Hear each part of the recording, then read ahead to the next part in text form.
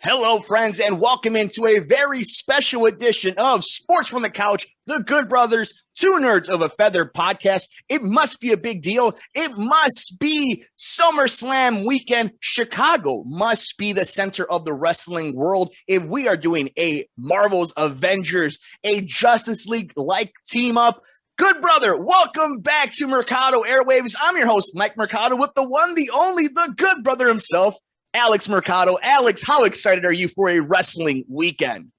Mike, it is clobbering time if I've ever seen my watch. That is absolutely right. We got a lot of stuff to talk about. So on this very special edition of all three shows, we have gathered the good brother himself, Alex Mercado. We are going to get his predictions for SummerSlam, for NXT Takeover 36, and of course, there might be a certain Chicago kid making an appearance. Maybe we're going to get his opinion later on this very video. You'll be seeing my conversation with the fellow nerd, Everitt O'Neal. He will be making his prediction for SummerSlam, for NXT Takeover 36, and of course, his thoughts on Rampage and All Out.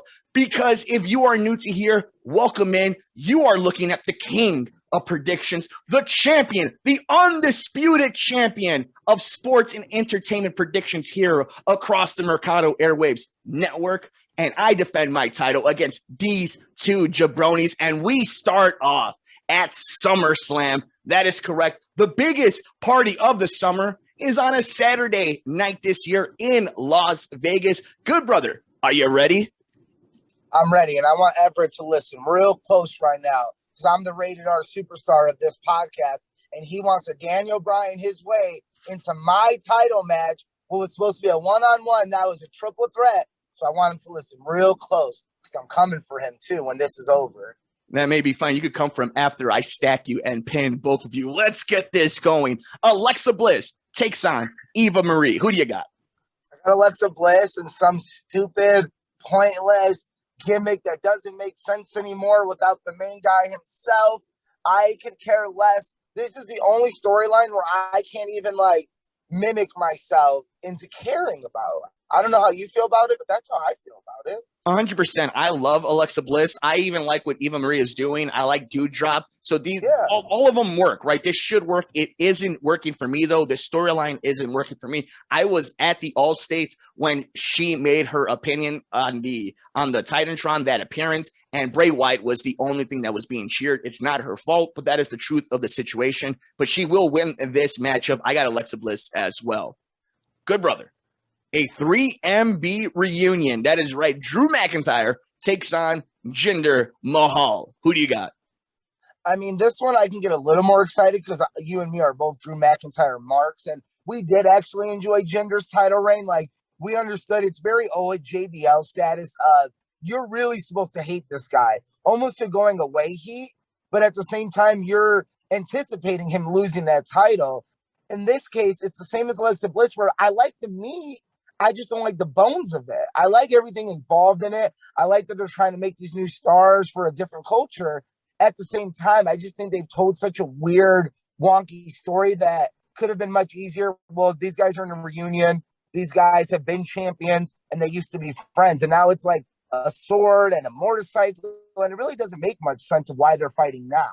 Yeah, I don't love the story. I get a kick out of Jinder. I think it's interesting to see them do Veer and Shanky as these new big up-and-coming heaters, even though they're making them a little bit more of a comedic act, which is funny that they didn't go the very serious way. Drew McIntyre, I wanted him away from the title picture for just a little bit. I don't know if I wanted him claiming for this sword thing, but as we've seen on social media, they are marketing it. They did make toys out of it, so shout out to Drew. He's going to make some paper off of that. But I think we both agree Drew McIntyre goes ahead and wins at SummerSlam and gets a little bit closer back to the WWE Championship picture.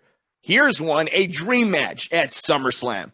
Edge, the rated R superstar, takes on the Monday Night Messiah, the King Slayer, the Beast Slayer, Seth Rollins. Who do you got in this very interesting matchup?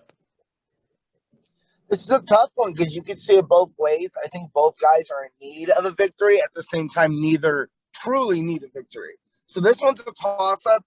I'm gonna give it to Seth Rollins. I think Seth Rollins definitely pulls away with some real heel heat, and I don't think it hurts Edge to lose to a Seth Rollins if it's being set up as like that next big heel on either brand, whether we have a draft coming up. I don't know if guys like Drew McIntyre and Seth Rollins stay where they're at right now. I think it all depends on Seth Rollins where Becky Lynch ends up turning up. I do believe we get her at SummerSlam. I don't know if she comes out after Bianca or if she comes out after Charlotte, but I'm going to give it to Seth Rollins on this. You know who hasn't had a big win since his return, really, is Edge. And I think they are still building towards Edge doing something, whether that is the Raw Championship, whether that is the Universal Championship. I'm not 100% sure, but I do think Seth Rollins, what's interesting about Seth Rollins is, yeah, he could be a prime candidate for being switched during the draft. He's also one that doesn't really need victories. I'm interested to see how they continue the story because we know this is going to go to Extreme Rules. So maybe he comes up with an excuse. Is it easier to get a heel to get a rematch than it is a babyface? Not 100% sure, but I think Edge needs a win. I think it's been a while since Edge won. I mean, we saw him get stacked and pinned at WrestleMania, so I think he's kind of due for one. I'm going to go with Edge on this one. So we finally got our first difference, and it's going to be a very fun matchup for not only the fans, not only for wrestling fans, but for us right here, as that is a difference. I'm interested to see how Everitt is going to play into this one later on in our recordings. I think this one is a fun one. I think we're going to go the same way. For the United States Championship, Sheamus versus Damian Priest. I mean, you won't find two bigger marks than two young, strapping Puerto Rican men cheering on a big, older, strapping Puerto Rican man.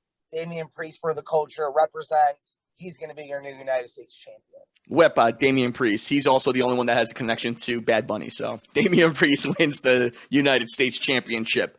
The SmackDown Tag Team Championships. The Usos defend their title against Rey and Dominik Mysterio.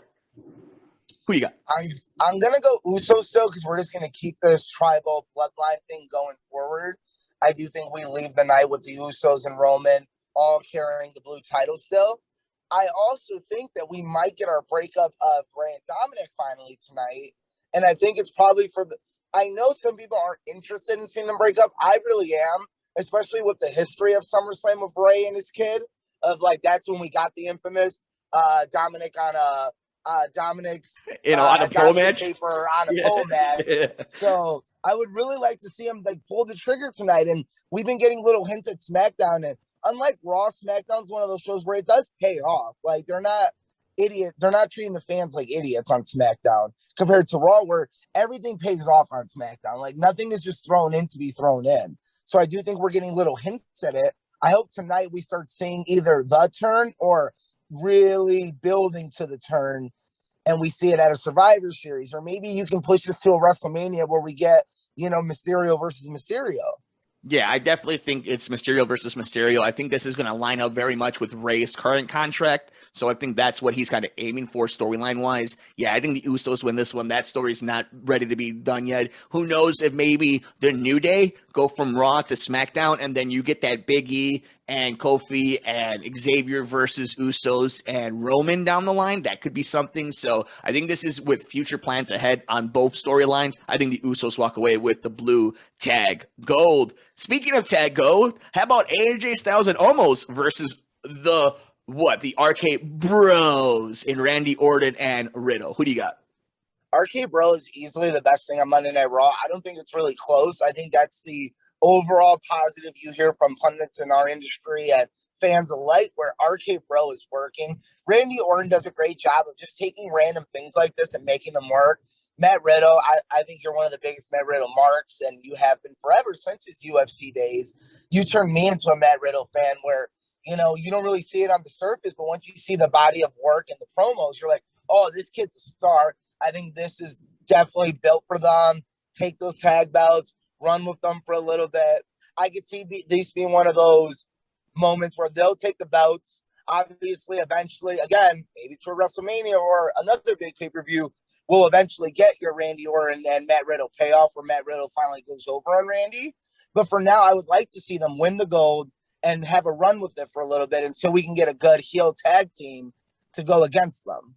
My hope is that not only they win the titles today, like you are saying, I think they are the best thing on Raw for the most part. I would say I would be really interested to see Riddle turn on Randy Orton. Riddle can play the heel. Riddle can do a lot of the different things that you don't really have to mess with his character. You just tweak it a little bit, and now all of a sudden he's a heel. I'm really interested to see that.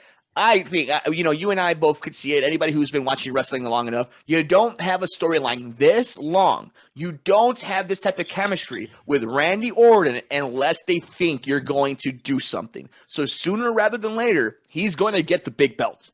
And I think this is just leading towards that. So they have to win today, because in order for this rivalry to continue, you got to add a little bit more meat to it. You got to have one of them turn. And eventually, when this is over, the test, you did your thing, kid. See if you can hang. He passes, and eventually he gets himself one of those nice heavyweight championship belts, in my opinion. And I think that's why you and I are both going with RK Bro. And another fun marquee rematch, but nonetheless a marquee matchup for the SmackDown Women's Championship, Bianca Belair versus Sasha Banks. Who you got? I'm going to take Bianca, obviously, because I think we're going to keep pushing her title reign. The question becomes, is Becky showing up on SmackDown or is Becky showing up on Raw? I'd rather see Becky show up and give Bianca a new opponent. I don't know if for Bianca's character can really withstand tweener like Becky Lynch. I think it makes more sense to put her on the Raw against the Charlotte. You go back to that. Well, it's like a Cena Orton. We're like, it's gonna pop a number. Becky Lynch being back in general is gonna pop a number.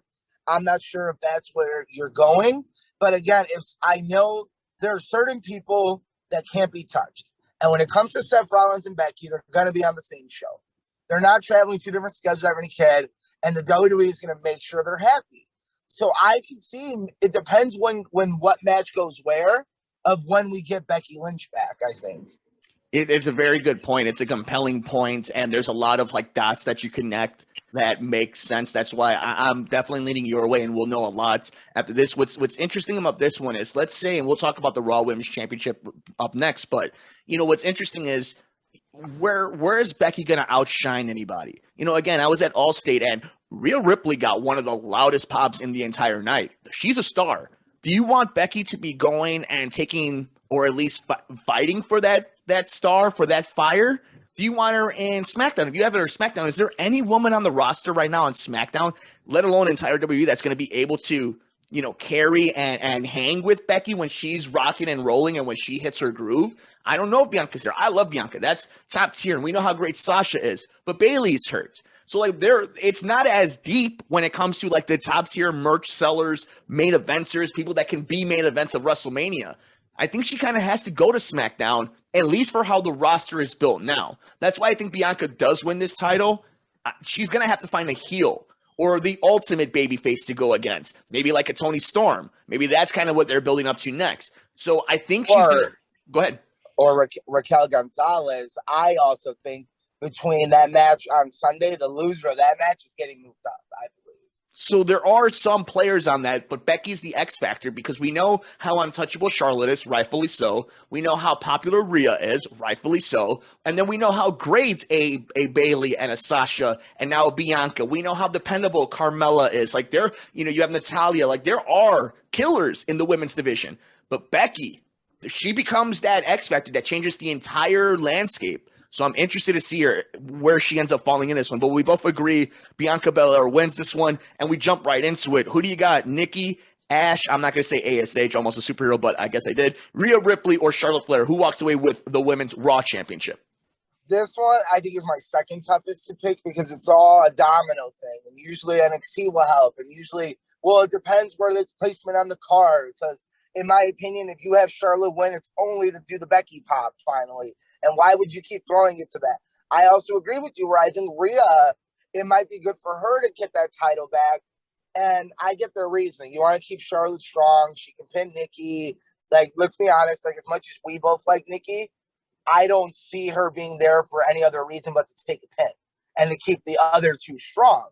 So this is tough, but I'm going to go with my earlier bet. Bianca's going to win. I think we'll get a Toni Storm, Raquel Gonzalez push on SmackDown for that heel. I think Seth Rollins is eventually going to lose, and I think he'll win, but I think eventually he leads his way to Monday Night Raw. I think Charlotte wins, just to lead to a Becky pump either that night or the very next night on Monday Night Raw. So I'm going to go with Charlotte. Very interesting. I can't. It's like John Cena. It's like The Undertaker. There's certain people, Triple H. You can't go wrong with picking them. I understand you going with Charlotte, and we can make the argument why you could go with Ripley. I mean, all these three women are great, and their potential opponents, when done correctly, can be great. I think Nikki wins this one. I think the way they've just been booking it and the way that they've just teased the little things they just gave her new merchandise. Like, there is something brewing here. And I also think we can't take for granted that when Vince McMahon says, "Oh, you don't like this? You don't tell me what you like. I tell you what you like." And I think this might be one of those cases where you're like, no, you're going to like Nikki. You're going to like when we bring back Becky. And you're going to like what we do with Charlotte. Like, I think that's kind of where they're going with it. So I'm going to go with Nikki in this one. Even though I everything against me says to ever pick against Charlotte, I think otherwise, what was this all about? Mind you, it's WWE, so that's more than a possibility that it could be. Well, what was this all about? But honestly, go ahead, please. I can see your point there where I could sell it to myself just now. I kind of want to change my thing because what if Becky's a distraction for Charlotte? What if Charlotte does have the win and now Becky comes out and those two are above the title. Those two don't need a title or have one of the best matches or rivalries in the company. So I see your point. I think that's going to be an interesting thing to see how it plays out.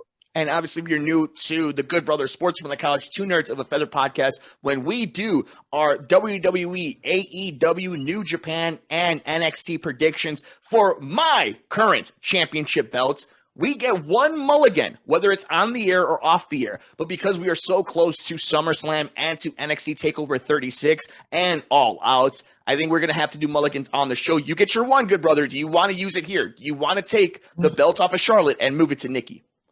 No, I'm going to stick with Charlotte because, again, like you said, for the same reason you gave, it's WWE. They love Charlotte Flair. Fair enough. I could definitely see them just saying, no, she gets the title back. We did a good pop. We got a good rating. I don't know if they love what Nikki's doing. So either way, this event will tell you what they really think about Nikki. No, it's a good point, and we will learn a lot about that, and we will learn a lot about the future. And when I talk about future, I'm not just talking about Survivor Series. I'm talking about Royal Rumble and WrestleMania because we have our two co-main events. We have both championship belts on the line. For Raw, for the WWE Championship, Bobby Lashley defends his title against Goldberg and his son, who was 13 just a few years ago, who is now 27. Who do you got, good brother? Bobby Lashley. It's definitely the same setup as a Brock Lesnar at Mania where they're going to book Goldberg strong, just to have Bobby Lashley come out and be like, oh, he really is that good. Like, the only people that have really beaten Goldberg are monsters like Braun Strowman and Drew McIntyre and Brock Lesnar and now this. So, I think you keep him strong. I think you put Bobby Lashley on that monster status. And again, you have two options. I think it makes more sense because I think the Roman storyline eventually will go to a Rock or someone else compared to this, where I would like to see maybe Big E start making his way to Monday Night Raw with the New Day. And now you have that. I'll be 100% honest with you. Goldberg scares me, man. Goldberg always scares me. He beat Bray Wyatt. They put the title on him for WrestleMania. This is not out of the realm of possibility. They let him beat Brock at Survivor Series. We are talking about a dude that they love to book a certain way. Now, mind you, this is the important thing. He only has reportedly 2 dates on his contract every year. He's already had one, so this would be number 2. Do you put title on him and you try to get some more contract dates? I don't know. This is a packed stadium in Las Vegas. They could be going for the pop. I'm going with Bobby Lashley, but I want it to be known here on the show that you should be afraid of Goldberg winning this title. But I think we're both going with Bobby Lashley. Yeah, that's the point, I think. The point is what you just said is you should be worried. You should second guess it, even though deep down you're like, no, they're going to keep it on Bobby. It makes more sense.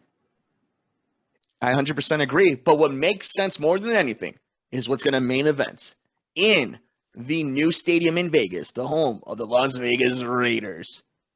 John Cena versus Roman Reigns for the Universal Championship. Who do you got?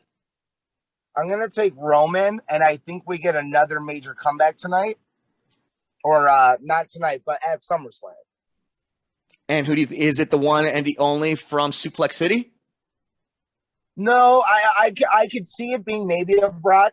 I also have a theory that maybe it's Daniel Bryan coming back. We will get to that. Save that thought. You are amazing, and you are a mind reader. Please save that thought. I will be going with Roman Reigns as well. I think this has been fun.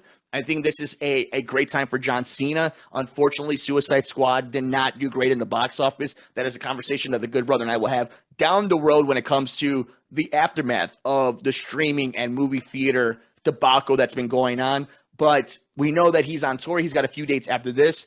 It's been fun. This is the moment for Roman to step up. It's not John's time to win 17. He will win 17. That will happen. Vince will give him that belt. But not at Vegas, not this coming Saturday night, not against the Tribal Chief. We are both going with Roman Reigns, and I think it is going to be a wonderful matchup. Good brother, we have made our predictions for SummerSlam 2021. We will have them on social media at Good Brothers Pod, at Couch Sports Talk, and of course at Mercado Airwaves. Here are our tiebreakers. We won't go match by match detail. I just want to get your thoughts on NXT recently, its programming, and then we'll run down the predictions for each match. What have you liked? What haven't you liked? Your thoughts on NXT? Man, NXT is like, I would say it's almost on Monday Night Raw level where like it's hard to get invested, especially when you know a reboot's coming. It's almost like the show weeks before a draft where you're like, none of this really matters. It's just to get us to next week. That's how I feel about NXT is like, we're going to get a makeover and then we still have to go through all the taped episodes. So it's really hard to get into. I still think they'll have a really bomb, almost end of an era pay-per-view. But at the same time, in your head, you're like, well, man, now we're probably going to lose Karrion Kross. And Adam Cole is probably going to be dipping soon or maybe leading up to the next level. So, like, the NXT we knew and loved the last few years into the pandemic era, into the Tuesday Night War, it's taking an end. So, in one end, that's exciting. On the other end, you know, coming after this, it's going to be a little bit of a drought. I 100% agree with you. I couldn't have said it any better myself. It is the end of an era. Whether it's as drastic of a change as reports are, I don't know. You know how I feel about wrestling journalism. So we'll wait to see when it actually happens, what's put into fruition. But we are in a new day of NXT. This will be the end of an era one way or another. And I think more than anything, it's one last hurrah. We can enjoy it. But to say that it was a wonderful ride, and I think the peak of it was NXT War Games, Chicago. You and I were there. We will never forget that as wrestling fans. So let's go ahead and enjoy what may be the last one or one of many more. Either way, we will enjoy NXT 36 on a Sunday after SummerSlam. Good brother, let's make these picks. Walter versus Ilya Dragunov for the NXT United Kingdom Championship. Ilya Dragunov, is that how you say it? Mm-hmm. Yeah, he'll take the title because I think Walter gets moved to regular NXT, if not the main roster. Absolutely. Because he's definitely the definition of what they want to do. So I could see them being like, okay, who's going to take that title from Samoa Joe? Walter seems pretty good. Seems like a very reliable, like, yeah, that would be the guy to beat Samoa Joe. Yep, he's a killer. He could go to any territory and he could speak English. We know that everybody loves him. Yeah, that's the guy. But Ilya is a wonderful, wonderful champion in the UK, and he's out of Vince McMahon's eyes. I think he wins the title, and it's going to be a fabulous match. How about for the $1 Million Championship and Ted DiBiase as a butler, L.A. Knight, versus Cameron Grimes. Who you got? Cameron Grimes, L.A. Knight is getting moved up. 100% agree. Cameron Grimes wins the $1 Million Championship. I love L.A. Knight. It's a funny story that we have there. So we're going to have two new champions. Speaking of championships, Raquel Gonzalez takes on Dakota Kai. Who do you got? This one's tough because I think Raquel Gonzalez is doing all those dark match stuff. I think she's like Karrion Kross, where they're like, no, we need her too. And I think she makes the most sense to go to a SmackDown and be a nice heel. Like, I think Toni Storm will be the first one to go against Bianca Belair. Like, really, like, kind of take that next rivalry. But I think Raquel Gonzalez is the next reliable. You're like, okay, she'll be a champion probably within the year. They're going to put her on SmackDown or Raw, get some squashes. Maybe, like, she's definitely the heel the woman division needs. So I could see them saying, you know what, Dakota's been due for this. She's earned it. It makes sense. Let's let her run with it, be the babyface champion for a second so we pull a heel on NXT and destroy her. So I'm going to say Dakota wins because, again, everyone who loses, I think, is getting moved up. They're going to start cleaning house. See, I think while you could say Dakota could win, I think Dakota wins too. Here's the thing, though. I don't think just because she wins, Raquel is going to go up automatically. I think this can be a few pay-per-view thing, and Dakota keeps getting over on her because there is a chance they both get moved up. We saw Dakota get a dark match. This is a very intriguing one. The thing that I have hesitation for picking Raquel is if she wins, then what? Who is the other? Who's next? Who are they going to bring up? There's no one. So I think we both agree Dakota Kai has to win this. Just even if it's just to continue the story, that's how you have to go down this direction. Exactly. Now, this is a fun one. Not the main event, but a fun one. Karrion Kross versus Samoa Joe. Who do you got? Samoa Joe. Totally agree. And come on, young champ. Yeah. He's the best. He's the best. Shout out to King Shark, Samoa Joe. And in the main event, in a 3 stages of hell match, Kyle O'Reilly takes on Adam Cole. You know, before I say that, what I'm most upset about is my favorite storyline in NXT won't be on the pay-per-view. At least we don't know for sure. It'll be on Tuesday, which is Hit Row versus Escobar. That's my favorite thing maybe in WWE right now. Like, it's definitely one of my top 3. I love all that stuff. The little brawl they did. Homegirl got the bat on them. They're throwing each other. Like, I love that stuff. Hit Row is like my favorite. And I'm like, God, don't pull a sanity. Like, when you move them up, just do the same thing and let them be Hit Row because they're dope. And like, it talks to a modern audience. But beside that, it's O'Reilly. Like, he's finally going to get his big moment, his shining moment, sitting on that cage, hands raised, like big victory. It's going to be great. And then Adam Cole, you either know A, he's moving up or he's moving out. 100% agree. Hopefully Kylo can do something with it and, make a nice run because I don't think he's going to go main roster. And hopefully the rumors are true. Adam Cole gets paid and gets to be a featured star on one of the 2 shows. So, yeah, we are both going with Kyle winning this one. And it's going to be, really fast. It's going to be a fun pay-per-view, but you're 100% right. And I have always been a mark for King Cuerno and Killshot. So the fact that you have Isaiah Swerve Scott versus, the awesome Hispanic team of Escobar, Joaquin, and all them, like, I think this is great to see them go from Lucha Underground to basically doing the same thing in WWE NXT parking lots. So shout out to all the real ones who watch Lucha Underground. Good, brother. Before I let you go, I just want to read this tweet to you. I'm betting that excitement from the most anticipated announcement in AEW history at hashtag AEW Rampage, the first dance, will build up through All Out on pay-per-view. We'll make new fans, plus welcome dormant wrestling household worldwide back into the fold. A new era in AEW begins tonight on TNT. That's from Tony Khan. Good, brother.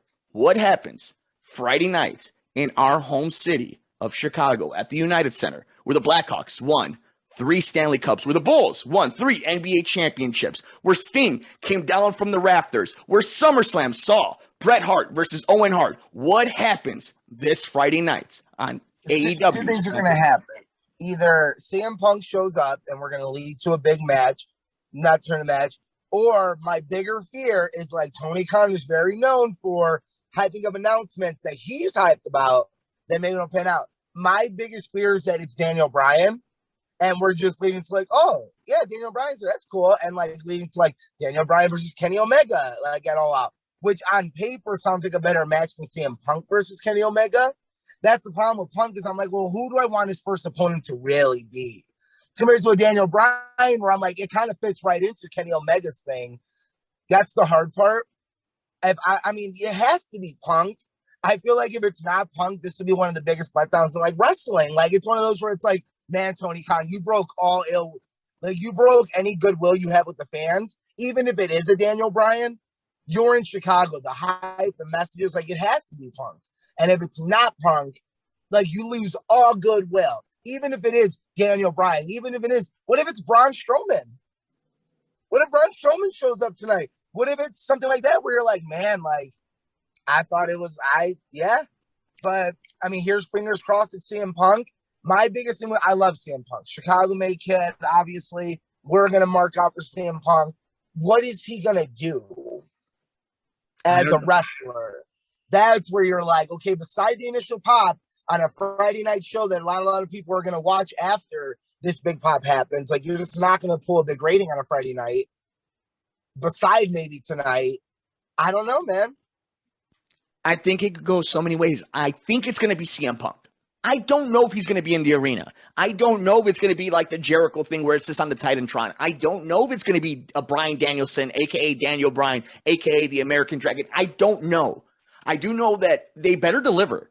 And other than those two, it's going to be a letdown. And Daniel Bryan might be the only person that can turn that crowd around, when it comes to it not being Punk. You're right. You could be 100% right.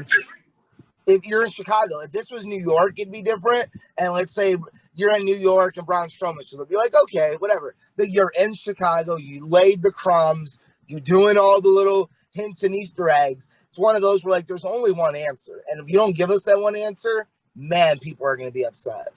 I agree with you. I do think it's Punk. It could easily be Bryan. I don't know why you would, why you wouldn't promote either. I don't know why either would make an appearance without there being, I guess you don't need any real buzz because there's already natural buzz out there, but can you imagine even more that would get for the people who aren't connected? You're in New York the following week, so it's going to be interesting to see how it plays out there. I don't know. As I let you go, the last thing, is there any chance he's in either one of these guys are in WWE? You mentioned Daniel Bryan. That's my other theory is that what if Cena wins and who comes out to get a bigger pop than a Cena pop if it's not CM Punk? And we're going to do one more round. Or if it's like, you know what I mean? Like, I could see in the Austin universe where, what if Punk's on WWE and this is his AEW being Mercs? I don't know. That's what makes this all fascinating. That's why we're all getting played. We're all being worked right now. I just don't know what the work is. And I guess that's not for us to know. It's for us to finally see it all happen. But I think that's what's been the most fascinating is we've all been worked. And whether it's the companies themselves who are working themselves, the boys, the girls working themselves, or just the community, we all fell into the trap, the beautiful trap of wrestling and being worked. Good brother, thank you so much for making time for us on this very special, this new version of the Good Brothers. We will be talking to the great audience of our show about how we are tweaking this thing moving forward, post-pandemia, and of course, moving into 2022. Good brother, shout out to you. Any final thoughts for your people heading into an amazing wrestling weekend? Chicago, a mainstay this Friday, Vegas this weekend, and of course, in just a few weeks, Rampage, Dynamite, and AEW All Outs come back home to Chicago. Any final thoughts, my guy? No, it's been fun. It's going to be a great weekend of wrestling. And again, Everitt, when you hear this, I'm coming for you. Once we finish up Mike and I reclaim my title, I'm giving you the first shot at the big boy. For the one, the only, the good brother himself, Alex Mercado. It's clobbering time. I'm the good brother, Mike Mercado. We will see you next time here on Sports from the Couch on the Mercado Airwaves Network. I'm Mike Mercado. Hi, Colts.